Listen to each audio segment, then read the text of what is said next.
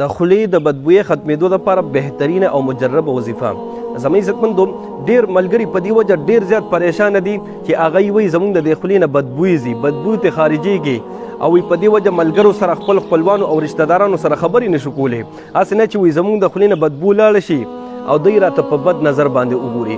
نو دا پریشانی به د دغه ملګرو انشاءالله مکمل ختمه شي که چېرې دا ویډیو وکته او دې کې چې زه تاسو ته کوم درود شریف درښیم د دې چېرې اهتمام شروع کړو، د دې درود شریف وظیفه شروع کړه، نو انشاءالله دغه بدبو به هم ختم شي او ورسره به د دوی د خولې نه داسې خوشبویي روانه شي چې انشاءالله ټول عمر کې به بیا نه ختمېږي. دا ټیک شوه.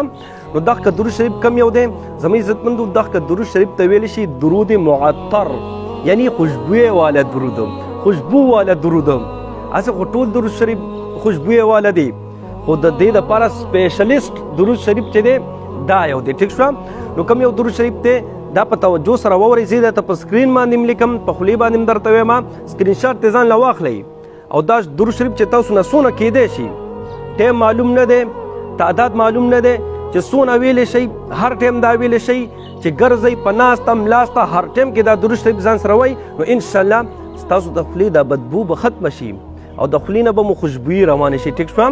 نو دغه درود شریف ته تاسو اوس غوږ کیدئ.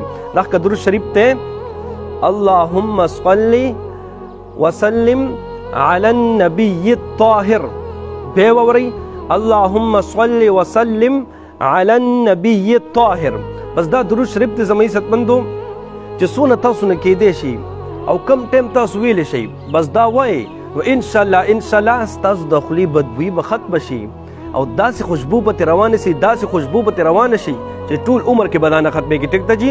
خو دا درود شریف په روزانه جاري ساتئ، دا نه چې بس تاسو د خولې نه بدبویي ختمه شوه بس دا بیا تاسو پرېږدئ. نه، هرګز به دا تاسو نه پرېږدئ. روزانه به دا درود شریف تاسو جاري ساتئ په پوره یقین سره. انشاءالله الله تعالی به ستاسو د خولې بدبویي ختمه کړي او خوشبو به ترې نه همیشې دپاره روانه کړي انشاءالله. ټیک ده جي. کوشش وکئ دا ویډیو ډېره شیر کړئ، ډېره شیر کړئ چې هغه ملګرو ته ورسېږي کوم چې په دې پریشانۍ کې مبتلا دي، نو تاسو ته به هغوی دعاګانې کوي. ټیک ده جي. الله رب العزت مو خوشحاله باد ساته. دعاګانې کوئ، دعاګانې به کوو. الله په امان.